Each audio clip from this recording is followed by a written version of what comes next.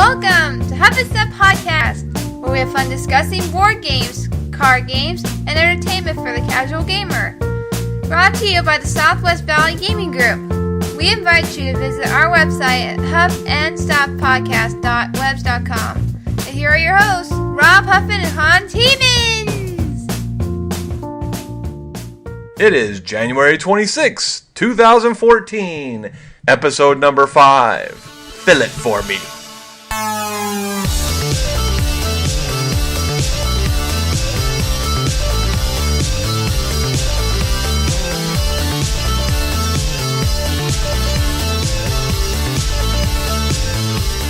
That's right, we are here today talking about filler games and why they are in our future and why some of them were in our past. You know, I'm flying a little bit solo today. Hans isn't here, but instead I have asked a friend of mine, Ken. Welcome. Hey, everyone. Yeah, Ken's here. He's going to help me out with this topic. And one of the reasons why I thought he would be great to be in this segment or in this particular episode is because he is, for all my buddies, he's the one who's got all the fillers, and they're usually popular ones. So he just has a tendency to get the good ones. I don't know why. I can blame my wife for that, to be honest. A lot of the times we'll go to whatever GameStop or game store or whatever, and she'll see a game and be like, hey, that looks like fun, and then we'll pick it up, and it'll be a hit.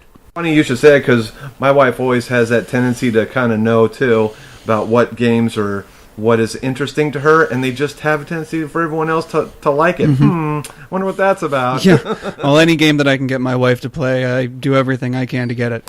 True. 2013 exploded with filler games than ever before. I don't know about you, Ken, but in my opinion, filler games are becoming more and more popular. Why do you think that is? Oh, that would definitely be just because of the limited time frame. I mean, everybody's rushing and going and doing stuff constantly, so... Right. I mean, if you can get together for a quick game, it's more appealing. Plus, I know some people have limited or lack thereof attention span, so rather than get them into a brain burner that's going to last 2 or 3 hours. Right, filler games usually play just about everybody, so this part is true. Before we go on, though, let's move on to our next segment.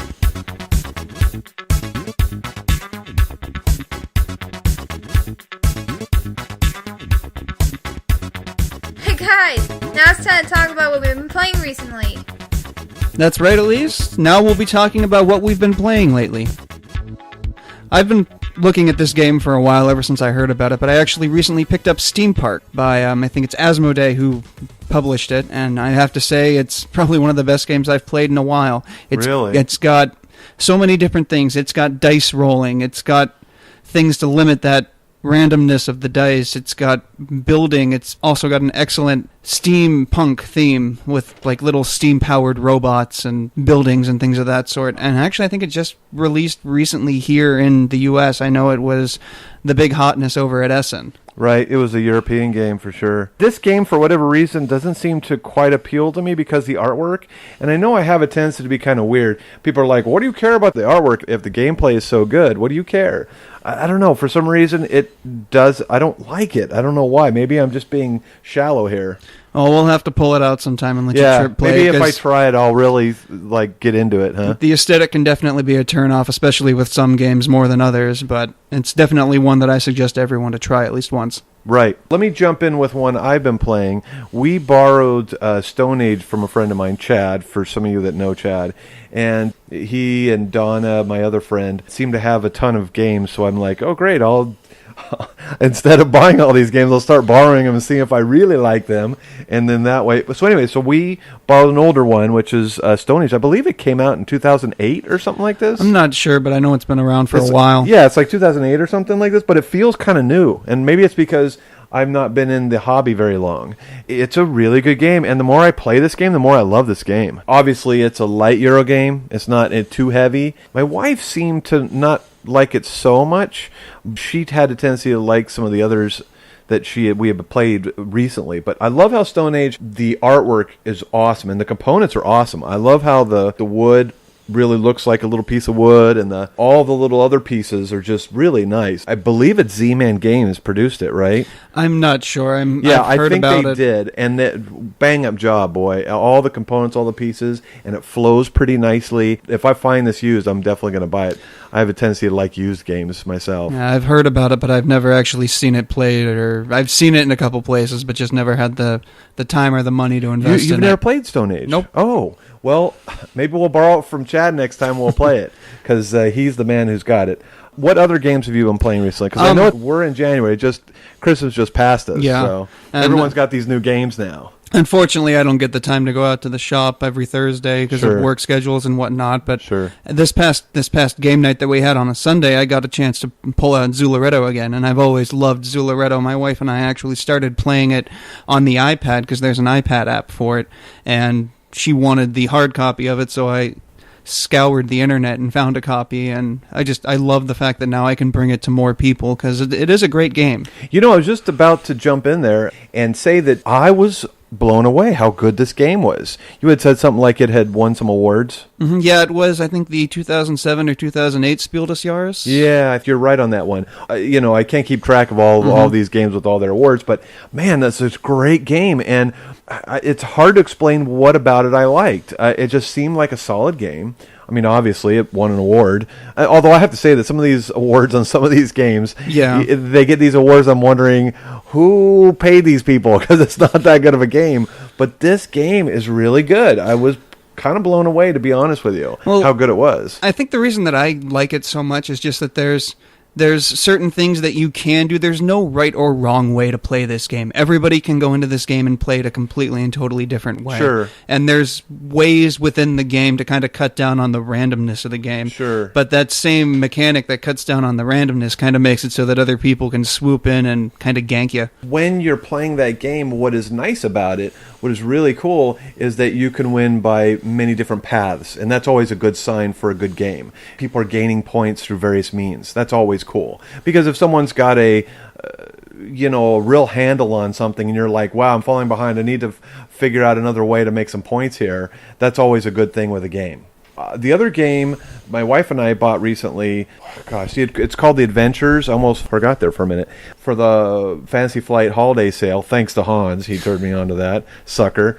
We had bought this game, and at first I was a little bit excited about it. I wasn't quite sure, and then we played it through once. I was a little bit, I'm not so sure about it. It's the second of the series. I guess there's 2 or 3 of them, and this one is Horus the Temple. It's like Egyptian theme. Okay, I mean, I've not heard anything about it, to be honest. The first one was it was like, if you remember at the beginning of the Indiana Jones movie, where he's running through that Incan temple and there's that big rolling stone that comes after him. That's like on the first game they have that, where you go into the Incan temple. This one's supposed to be like you're in an Egyptian pyramid or something, and that the blocks are falling down, and it's this random thing, and you just pull them out of a bag, these big blocks, and are like big, bulky. Fantasy Flight, they make pretty good products most of the time. They've been bumping up their quality lately. Yeah, and it seems like more and more that's how it is, right?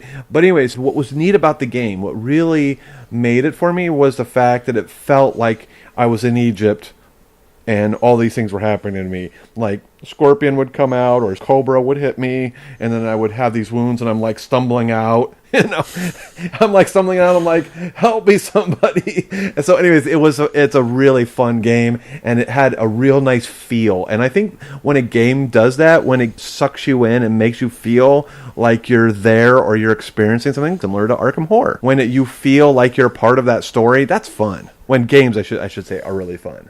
And any game that can really pull you in and keep you in with that story like that, I think is definitely worth the time. Definitely. So, is there any other games that you have been playing recently? I mean, it's after Christmas. Everyone's got all these new games. Now, the last one that I've been getting to the table a lot, both with my in-laws and at a board game night, was Kingsburg. And oh yeah, played this. That was a Fantasy Flight game release as well, and that was Fantasy Flight. Really? That was Fantasy Flight. Oh, okay. And I mean, everybody I see that's played the game always tells me, get the expansion; it makes it that much better. But the game by itself, I absolutely adore. Basically, you're rolling dice and allocating those dice to certain advisors to the king, and they give you either resources or allow you to look at something, or it's a very complex, but it's simple to teach, but really makes you think. Yeah, I would say it's accessible. Like, it really draws you in. But there are deeper things that are going on within it. Once you get, like, you're pulled in, once you're there, you're like, okay, if I put my guy, I'm building, because I was going along a track. I saw at the end there was, I think it was called the Cathedral at the top of the board. I think was it the player board? Yeah, it was the you have your board. own little player board. For those of you who haven't played it, you have your own little player board, and there's different tracks you can invest in, I would say, almost, right? It's almost like investing, right? Yeah, definitely. And you build towards that end of the track, because that's where the most points will get you. And that top one had a ton of points. So I looked at it when we first broke it out. I'm like, I probably want to head for that. But the problem is, I didn't have anything in military. So as soon as the hordes of whatever started coming after us, and it builds up, by the way. So if you haven't played it, toward the end of the game, you're getting the enemies that are hitting the kingdom get harder and harder. I think is the way you would say it. And so by the end, all my buildings, like 2 or 3 of my buildings, I don't think it was 2. It was just my 2 most important buildings that would have won me the game. It totally got destroyed, and so I was out of it. It can be a little bit unforgiving in the later stages of the game, but the thing that I loved about it, and I mean, I looked into it many, many months ago, let's say by going to a site for the Polyhedron Spire, not to name any other websites or podcasts, but... And I saw this game and I just immediately fell in love with it. And it's another one of those games that, there's not just one set way to victory, kind of like with Catan, where you have to get so many victory points and there's only 1 or 2 ways you can do that. With this, there's countless ways, there's countless tracks and paths that you can take. Right. With a few more plays of that game, if you do come again on a Thursday night, I'd like you to bring it again. Because I think that game, it was a hit with everybody. Yeah. Everyone who was playing it around the table was like, whoa, this is a cool game.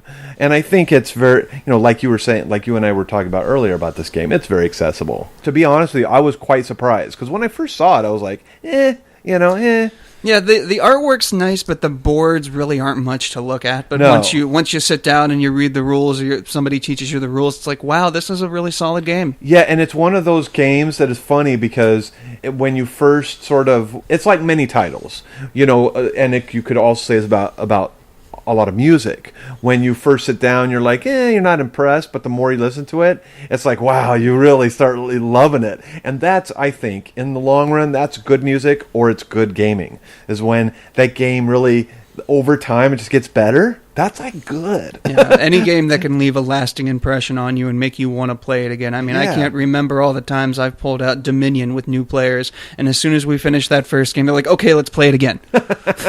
It's true. Having a game do that for you is honestly kind of rare, because there's so many games out there that aren't very good, I have to say. Out of the hundreds of games that are made every year, there's only really, I would say, even like between 1% and 3% that are really worth having. And that's too bad that has to be that way, but that's why we're doing this, right? Yep. While we're in this hobby, we are interested in the good ones, right? So and anyways. Always do your research, too. Right. Don't just say, oh, this game looks good, unless you have a wife who's like that. Then if they want the game and it looks good, then by all means, go for it. And now, it's time for Word of the Day. That's right, Elise. We are on to Word of the Day. And this episode, we're going to be talking about mass market game. Now, some of my fellow hobbyists use this word in a kind of a derogatory way, like they're elitist or something, that a mass market game. But okay, let me give you the definition before we move on. Mass market game is often sold in mass market retailers like Walmart or Toys R Us or Target. These manufacturers are like Hasbro or Mattel. In the past, there was Parker Brothers. I believe they're out of business. Milton Bradley, who are out of business now. And some of the examples of those games are Monopoly, Risk, Scrabble, Uno, these kind of games. And to be honest with you, most of the people in the hobby poo-poo these games, and which is kind of sad, actually, because let me tell you, most people out in the world have played those games, have played Monopoly, Risk, Scrabble, And let me tell you, when I was a kid, that was my first introduction to gaming, really, was those games. What do you think, Ken? Yeah, I definitely agree with you there, but I mean, if you look at all these people who snub their noses to these mass market games, I'm willing to bet that 95% or more of them started out their gaming career with this, and it's just they had this drive or hunger or desire to get out and play better games. Yeah, and I mean, coming from northwestern Pennsylvania, you're snowed in all winter. Right. So that's, unless you're watching television all day, you're playing board games or puzzles or you're playing something. Cards or something like that, right? So I think that it's fine to use the word mass market game when we're talking about, games like Monopoly or Risk. That's fine. You could argue that these games are a gateway games, really. They're gateway games into the hobby. And they're also games that, like, none of them really have extremely complex rules. So say that you're having a family outing or it's Christmas dinner or whatever, and you're done and there's nothing to do, and you pull out a board game. And I mean, these mass market games are games that anybody can sit down and play. I mean, how difficult is it to chuck a couple of dice playing Yahtzee? Right. But I also feel that the word or the name has kind of evolved, especially with new YouTube shows that are coming out. I know that Tabletop at one point had a contract with Target where whatever game they showed on their show they were now putting out at Target, and Target all of a sudden had games like Settlers of Catan and Suro and the Star Trek version of Settlers, and even like Dominion and the Game of Thrones card game I've seen there now too. Really? And that was at Target? That's at Target, yeah. Wow. I need to take a trip to Target and check this out. I still remember the first time I walked in there. I think it was both at a Target and then later on the same day at a Toys R Us. They had copies of Pandemic. Really? And I'm Toys just R like, Us? yeah. And wow. It was right after the second edition came out, and they still had the first edition. And because it was a first edition, away. the price was cut in half. Wow. That is cool. I'm sorry, I'm just getting all excited all of a sudden. I don't know about you and you guys out there listening, but I get excited by that sort of thing because personally I think the hobby needs to grow. And I think that's one of our goals with this podcast, is that we're trying to spread the word in a way to this great hobby. And the hobby definitely is growing. I mean, every year, every day even, that I go to places, and I remember 5 or 10 years ago mentioning a game like Settlers of Catan and nobody knowing what that is. Right. And yet, within the past few years, I say that, and people go, hey, that's the game they were playing on Parks and Rec. Because there was a certain episode. Did they have that on that show? There was an episode where they were doing everybody's bachelor party. Really? And the one character, the only thing he wanted to do was sit down with a bunch of his buddies, have a couple beers, and play Settlers of Catan. Wow, that's really interesting. I mean, granted, he was obviously an avid gamer and totally wiped the board with everybody else, but it was just the experience. And actually, Right. that's kind of like what my bachelor party was. We sat around, we played a couple board games, drank a couple beers. Neat. That's cool. And the important thing, hey, we've talked about this in our first episode or two, that board games, the beauty of board games is that it brings people together. And the real beauty is when you can get people who are non-geeks or non-hobbyists in as well, and kind of socializing. And that's the best part of board gaming. And I'll tell you, before I sort of got into board gaming, I was a little bit bummed because before that I played a lot of hockey, and I had tons of friends in California. I mean, we've only been here in Arizona for about 5 years now. Everyone we know is in California. And so I say, well, gee, I'd like to have other friends. Board games is a great way to do that. And when I found the Thunderbird group, which is the Imperial Outpost, how I met Ken here, it really helped me. It helped my social life. Yeah, I definitely agree with you there. I mean, that's one of the main reasons why I love board gaming so much, is it really is, for lack of a better term, a social lubricant. I mean, I've seen some of the quietest, most introverted people I've ever met sit down and play a board game, and they're screaming their head off at the people across the table. That is cool. That is really cool. And I never thought about that, but you're exactly right. And that along with just getting to know people and seeing how the way that you think contrasts or coexists with the way that they think when you play a game, because these games, there's normally not just one way to win it. Yeah. There's several different ways to achieve one goal, and everybody always has a different strategy. Sure. And again, going back to our main word of the day, mass market games have a purpose. They have a real purpose. And Hasbro, I say kudos to you guys, because not only have they kept board games going, and when there were times where they were kind of it before hobby games were big, and when Parker Brothers and Milton Bradley, all those guys were kind of failing, and Avalon Hill even, all those guys were kind of failing. They still hung around, and Mattel has dipped their toe into the gaming market, and they've kind of, in some ways, helped keep this whole thing alive. Yeah, definitely kudos to Hasbro. Now, if we could just get them to reprint HeroScape. It's true. There's quite a few titles that are out there that these mass market guys have been producing that they need to redo. There's some really good ones out there. It's just maybe they need to repackage it maybe. Then that would be cool. Like have some new, give it a new coating or new art on it, and maybe it would sell again, because that's their biggest thing. They sit there and they look at numbers, they go over all. I heard this interview with someone that used to work for Hasbro, and what he was saying was really interesting. One of his things was they're a different type of gaming manufacturer because they are directly linked with the guys who run the numbers, the business guys, and the accountants, I guess you could say. And they sit there and they say, well, gee, this one is in so many stores and it's making this much cash, and they run the numbers and they crunch it all. And they say, well, if it's not making, it's gone, right? And it's like, wow. And they're very intense when it comes to their business structure, what they're putting out there in the marketplace. So again, a lot of these older games, they're not making it, and they're with Hasbro. It's going to be gone probably.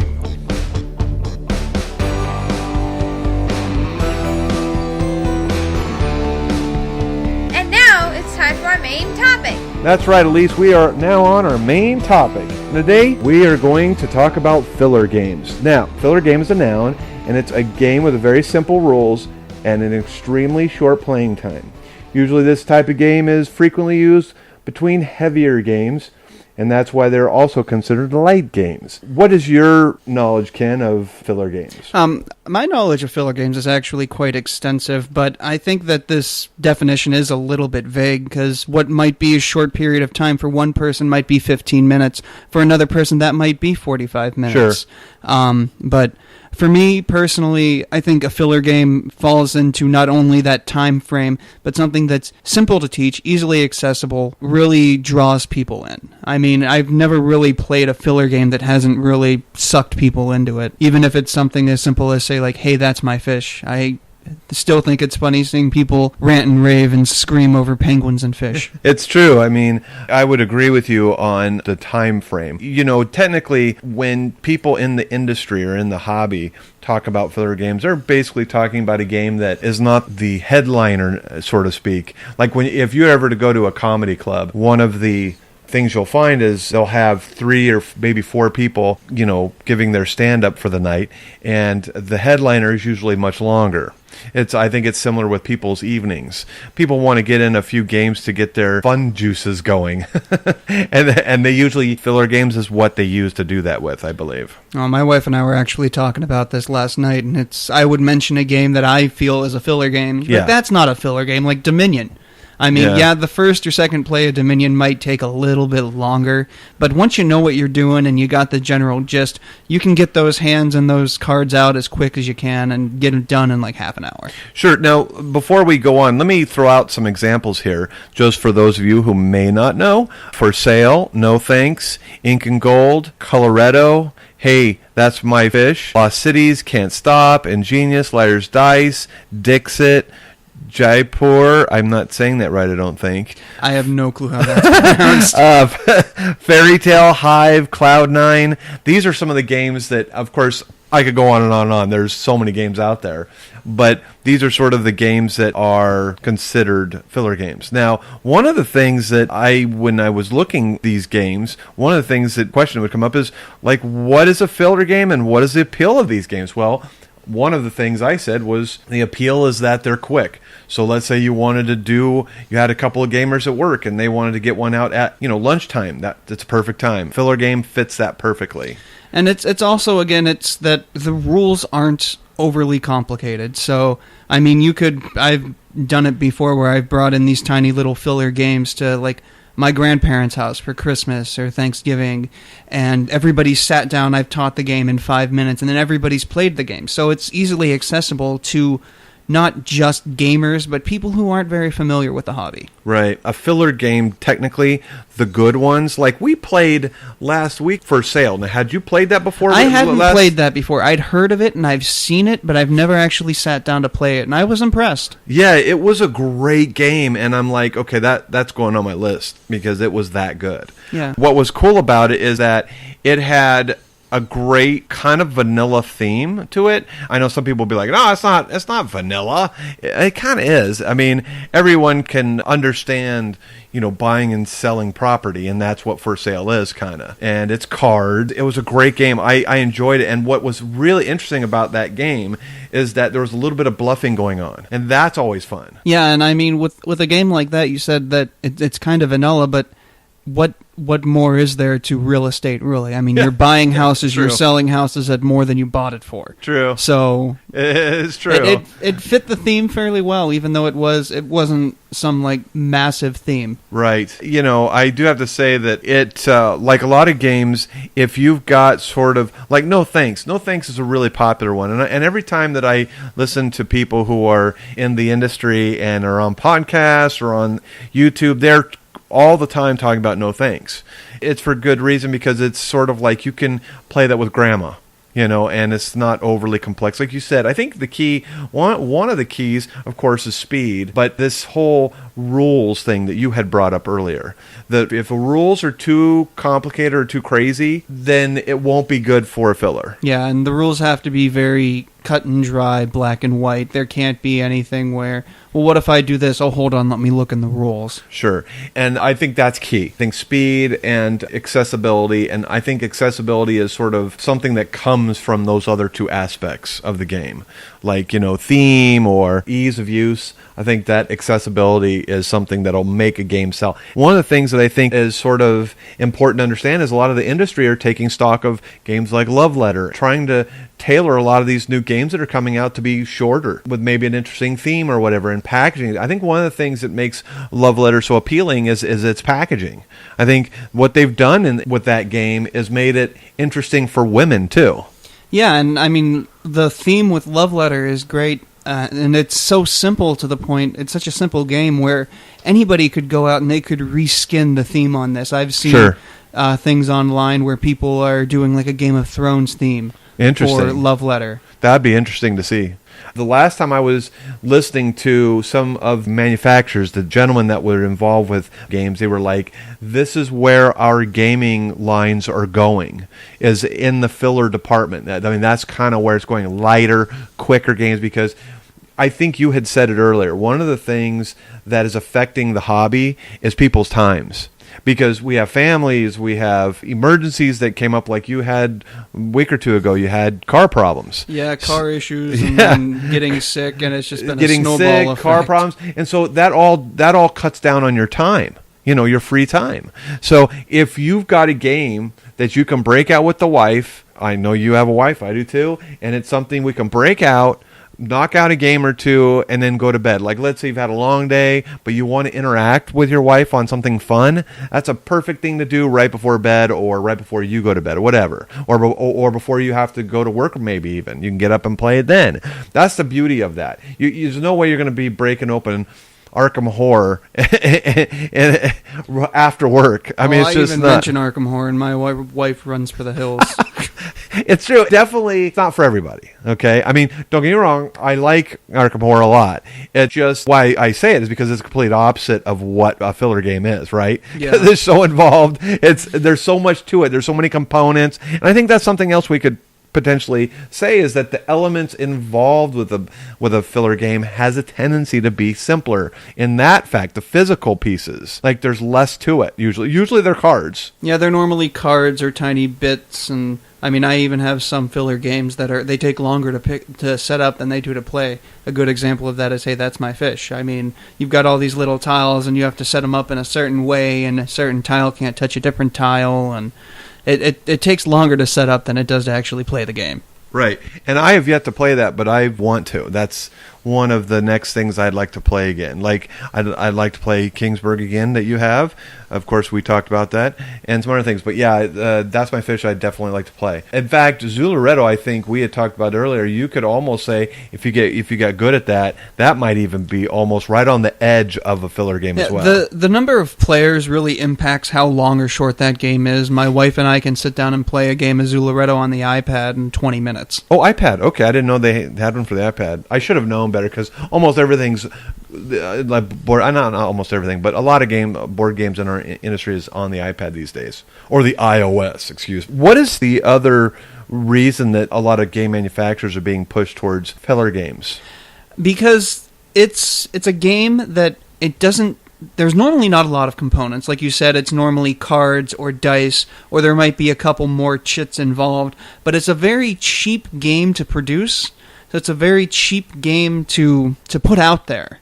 Right. I mean, it's not going to be a $60, $70, $80 game like Agricola or Caverna. Right. I think the pocket version of Hey, That's My Fish is retailing for like $15 now. Right. I'll tell you, that is a very attractive thing when it comes to gaming. Because cost, how many of these games that I've seen on Kickstarter that's like, $100 or more? Yeah, like the Mega Man game that just closed. They wanted like $120 just to get the core game. Wow, that's too much. That's way too much. I mean, to be honest with you, one of the reasons why I'm such a big proponent of used games is because I just don't have the money to be buying all these games. I mean, I got a family, I've got a mortgage. I can't be spending that kind of coin on my hobby. Even though in the past I have, when I've had hobbies where I was shelling out bucks, and I just can't do that anymore. Well, hockey equipment, for example. Right. I mean, granted, it's not like you're a kid and still growing and having to get new equipment every year, but you're still shelling out about $400 for that equipment. Right, and there were times when I was involved with hockey that I was even trying to get used equipment there too,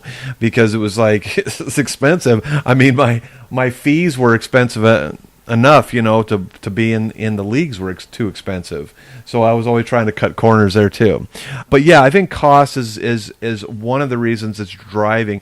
I mean, if everyone in the hobby is going to buy Love Letter because it's $12, $15 maximum, they're still making a ton of cash, because think about all those games like Arkham Horror that cost you $50 to $70. I don't know what it retails these days for. If people are going to second guess it if it's going to cost that much. Like, am I really going to like this game if it's like $60, $70? Now I have to wait till payday, and then you're hoping that it's going to be good. Yeah, that price mark can really hinder you. I can't remember the amount of times that my wife or I have picked up Agricola, seen that price tag, and just been, nope, put it down, put it back, exactly. Walk away slowly.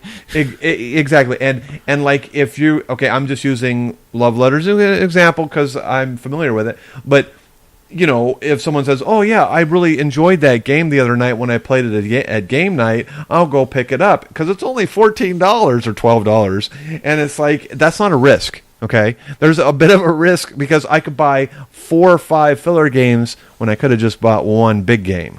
So you see what I'm saying? It's just like there's a lot of incentive to buy filler games, and I think that these gaming companies are smart because there's incentive to buy the smaller games. If you're looking at it from pure numbers, we could sit here and talk about business and. I don't want to get so techie about it. There's even board game companies that are coming out now that are focusing mainly on the filler game or the micro game, as they call it now. I think General Nonsense Games is one of those, and like their whole mission is just to get a game out there that's not overly complicated and isn't going to be slowed down by the rules. I agree. I'm pretty sure that this is, I don't want to say the way of the future, but it will help keep many companies afloat. And I think that if these companies are smart, they'd invest a good portion of their resources into making these filler games. One of the things we haven't talked about, filler games are really great for kids too. Most filler games. Well, yeah, I mean, and they're, again, it's normally focused more towards, like, something cutesy, like penguins and fish, or even, like, I remember games growing up, games like Don't Spill the Beans, or Cooties, or games of those sort, and I remember playing those with my cousins when they were growing up, and they loved those games, and they were quick, they were, like, maybe 20, 30 minutes at the most. I mean, we're talking about kids here, and filler games, I mean, let's face it, kids' attention spans are not great. And I know our kids are kind of that way, and they're in high school, and they're still not attention spans because, we used to call it back when we were young the MTV generation. But it still is kind of that way with the way movies are edited and TVs are edited. The attention span of, I think even you could argue the general public's attention span is short. Yeah, the general public definitely has a concept of instant gratification. Sure. They want something, they want it cheap, and they want it now. Right. They don't want to have to sit around for 2 or 3 or 4 hours for something. And that's, I think, that niche that filler games fills. I'm glad you said that because that is right on, I think, with explaining about filler games. But what do you believe we're going to see, do you think? I think that we're going to see an indefinite influx of filler games this year. I just hope that we don't end up with an oversaturation because we might have one company that's doing one game and we might have another company that's doing the exact same game with a different theme. Right. And I mean, that's happened before in the past. Right.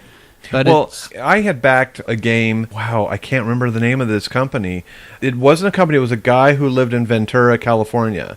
And he had this game. It was a cyberpunk game, and it had dice. It was a dice rolling game, and you had a little square in the middle of the table, and you were putting those dice on the ends of it, and you would build these dice, and it would be like 12 dice long on each side of this square that was supposed to be the main frame of a computer. It's a little bit like, I'm trying to think of the name, Android Netrunner, as far as that feel. Like you were going to block with some ice, or you were trying to, and it was all done with these designer dice, and the dice looked beautiful. And he didn't get enough backers because I don't think he did it quite right, the advertising, and it was on Kickstarter. Well, that, and I think Cyberpunk is one of those themes. It's either you love it or you have no clue about it, and it's a deterrent for you.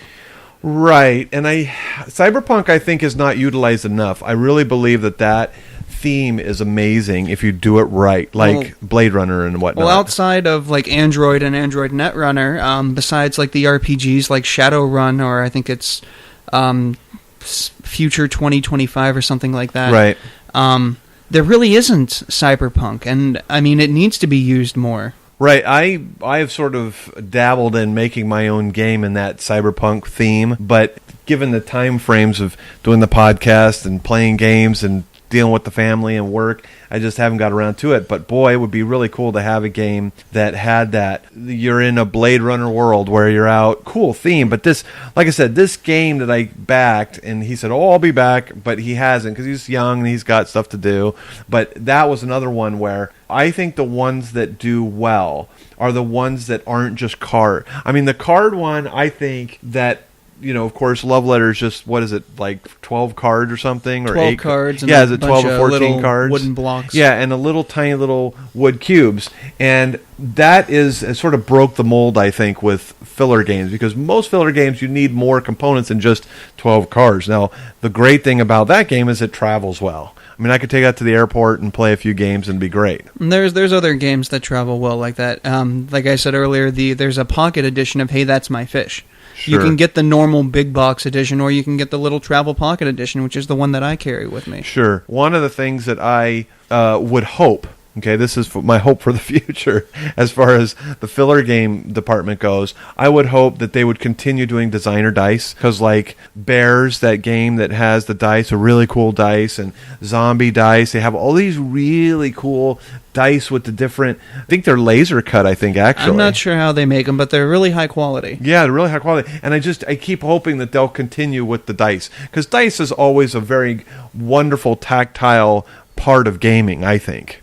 Well, there's even games out there where all you need are a set of 5 or 6 dice, whether it's something like Yahtzee or there's one that my wife and I used to play all the time called Zilch. I'm not quite sure on the rules, they're escaping me, but it's basically you're rolling dice and you're trying to get certain sets of dice. Right. Dice, I love them. I love dice. Although Yahtzee, it's funny because they're like, if you're like that, you'll like Yahtzee. Yahtzee, it needs more to it for me to play it again. Yeah, one filler game, and it has kind of a dice aspect to it, but they're not actually dice. It's called Pass the Pigs. I don't know if you've ever heard of it. I've heard of it.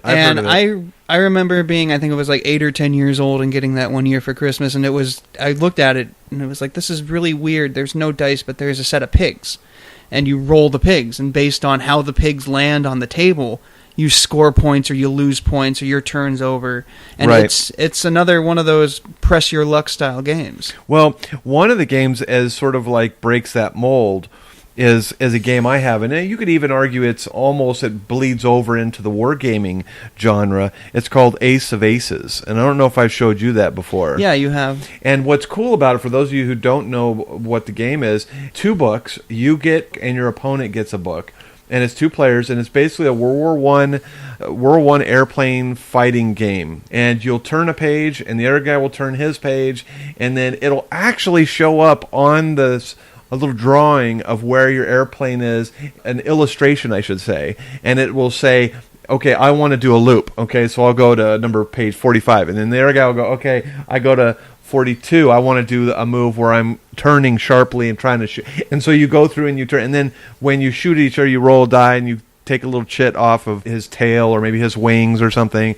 And let me tell you, that game I've taken on cruise with me once, and that was we had a blast doing that game, my brother and I. That's another very unique game, and it blows my mind that someone actually came up with how to actually make those books work. This is amazing, but that's another one that's kind of unique. Now, have you played Hive? I've played the Android application for Hive, but I haven't actually played the actual game. Right. I'm very intrigued by it, and I think that it's one that I might be able to get my wife behind, even though it's bugs. Because that is kind of... I'm surprised that one hasn't won any awards, because that one's really unique. It basically is, for those of you who have not seen it, basically it's like chess, really. I mean, you could boil it down to just being another version of chess, really, without there being a board, of course. Yeah, it's very abstract, and there's all these different bugs, and each bug has a different way that they can move, and they can only move that way. Right. Like the beetle can move on top of the other bugs, and then there's... I think the spider can only move a certain way, and you just have to make sure that your queen isn't surrounded. Once one queen is surrounded, the other player wins. So it's basically, there's quite a bit of strategy to it, really. And the Android app that's out was really nice because it's almost like 2 separate games by itself. There's one part of it that's the single player game where it basically just teaches you how all the insects move and how every one of them moves. It's kind of like a tutorial. And then once you're done with that puzzle version, you can take it online and play against other people or pass and play. And I mean, it's a really interesting implementation of the game. Sure. Yeah. I mean, I did download it for my Android, and I did play the single player tutorial kind of deal where you go through, and I was hoping that there would have been a single player, but there's not. It's a 2-player implementation. I think I would need to get a tablet to play that with another person, though, because just passing a phone back and forth, phones are kind of small. And Sure.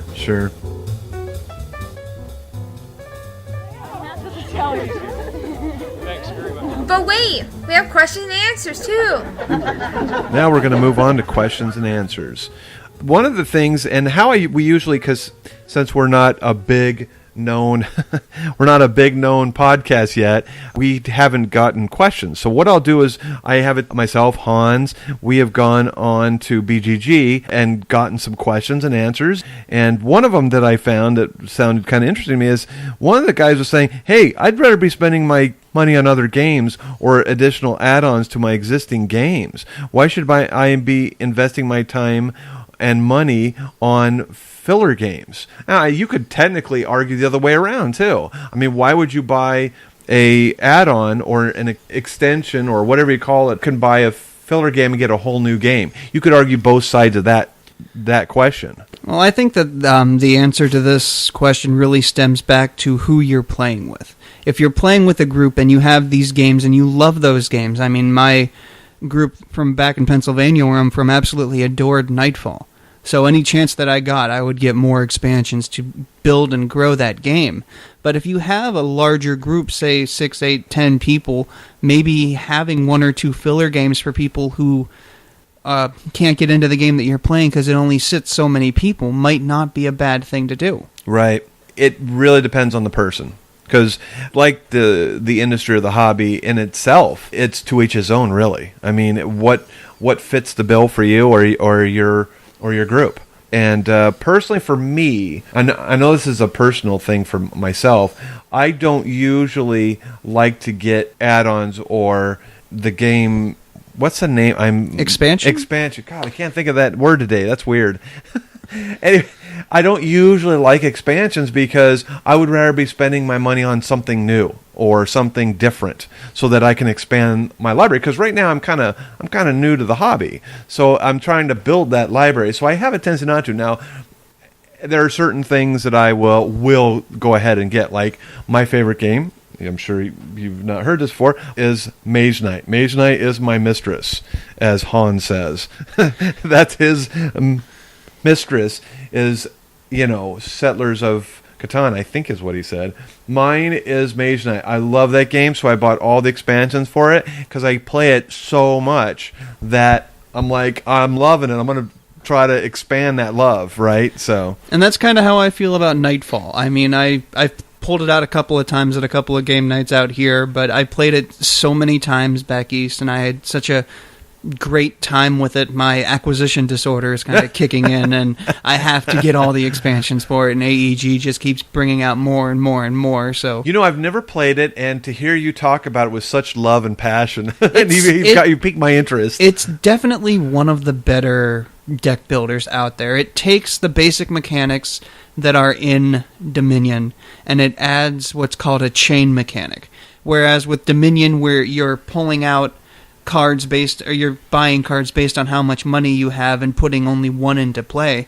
With this chain mechanic, each card has a certain color, and then there's 2 colors underneath that color on the moons that are on the card. And then you can chain cards together as long as the big moon on their card matches one of the 2 smaller moons on the card you play before it. Right. And I mean, without having a visual example right out in front of me, I mean, it's kind of difficult to explain, but if you can get online and look at a couple of Nightfall cards, it's really simple. Yeah, and let me tell you, I would really be interested in playing this. In fact, recently, Jenna, my wife, has been interested in that one and Android Netrunner. She's been kind of interested in those, and whether we get it or not, it's a whole nother story, but I would definitely like to try it. So next time we break some games out, bring it again, and we'll see if we can fit in some time with it. I always bring Nightfall with me. So anyways, and so on that note, we are going to say goodbye, and we really appreciate you stopping by. And Ken, thank you for coming. Thank you for having me. I hope to come back soon. So join us next time where we talk again about board games, the board gaming world, what we're playing, and all the good stuff that you've come to expect from Huff-N-Stuff Podcast. See you later. Thank you for joining the Huff-N-Stuff Podcast. We hope you enjoyed listening and hope you can tune in next time. Huff-N-Stuff is brought to you by Southwestern Valley Gaming Group at swvalleygamingsgroup.webs.com. You can visit us on our webpage at huffnstuffpodcast.webs.com. That is HUFFNSTUFF podcast.webs.com. We love to hear from you, so leave us questions, feedback, or just say hi. As always, keep on smiling and game on.